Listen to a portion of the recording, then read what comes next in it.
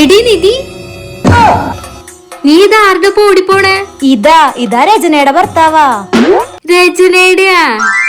എന്റെ ഏറ്റവും വലിയ ശത്രുവാ. അത് നന്നായി. ആ ഒന്ന് നിന്നേ. എന്തായാലും നല്ല കാര്യത്തിന് പോവല്ലേ. ദാ ഇത് വെച്ചോ. നീ ഇതാരോടും പറയല്ലേ.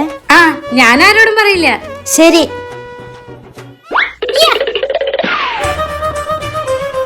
എടി രചനെ, വാടി. എന്താടി, എന്താ കാര്യം? നീ എന്താ പറയാറ്? എന്റെ ഭർത്താവിനേക്കാൾ സുന്ദരൻ നിന്റെ ഭർത്താവാ അല്ലേ? ആ, പിന്നെന്താ പറയാറ്? നിന്റെ ഭർത്താവിനെ പോലെ ഒരു മാന്യനും സംസ്കാരമുള്ളവനും ഈ നാട്ടിലേ ഇല്ലാന്നല്ലേ? ആ, പിന്നെന്താ? വേറെ പെൺകുട്ടികളുടെ മുഖത്ത് നോക്കില്ല. എന്തൊക്കെയായിരുന്നു? അതിനിപ്പോ എന്താണ്ടായേ?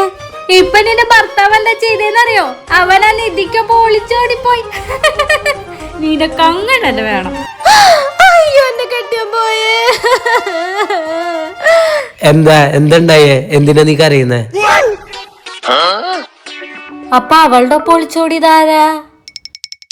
എടി കൃഷ്ണ, നിന്റെ ഭർത്താവ് നിധിയുടെ ഒപ്പം ഒളിച്ചോടി പോയി. അയ്യോ, എന്റെ കെട്ടിയോ പോയേ.